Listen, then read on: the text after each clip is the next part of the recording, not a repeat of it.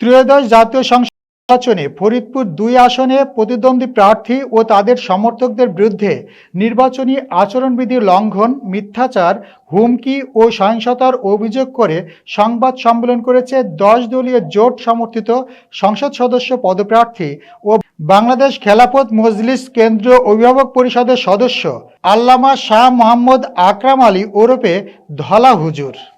প্রতিনিধি মাহবুব চিস্তি জানান, রোববার সকালে ফরিদপুর প্রেস ক্লাবে সাংবাদিক সম্মেলন করে এক লিখিত অভিযোগে ১০ দলীয় জোট সমর্থিত সংসদ সদস্য পদপ্রার্থী ও বাংলাদেশ খেলাফত মজলিস কেন্দ্র অভিভাবক পরিষদের সদস্য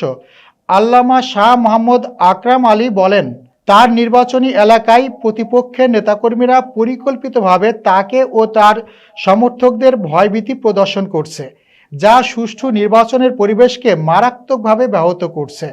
লিখিত অভিযোগে উল্লেখ করা হয়, মাজারদিয়া ইউনিয়ন বিএনপির সভাপতি মোহাম্মদ হাবিবুর রহমান হবি প্রকাশ্যে তাকে জঙ্গি আখ্যা দিয়ে সম্মানহানিকর ও মিথ্যা বক্তব্য প্রদান করেন। একই সঙ্গে কদমতলী গ্রামের তার নির্বাচনী সমর্থক মোহাম্মদ আলমগীর রিকশা মার্কার সমর্থক হওয়ায় বিএনপির কর্মী মোহাম্মদ রাশেদ সহ কয়েকজন দেশীয় অস্ত্র দিয়ে কুপিয়ে গুরুতর আহত করে। এ বিষয়ে নগরকান্দা উপজেলা সহকারী রিটার্নিং অফিসারের কাছে লিখিত অভিযোগ দেওয়া হলেও এখন পর্যন্ত কোনো কার্যকর ব্যবস্থা গ্রহণ করা হয়নি বলে দাবি করেন আল্লামা শাহ মোহাম্মদ আকরাম আলী ওরফে ধলা হুজুর।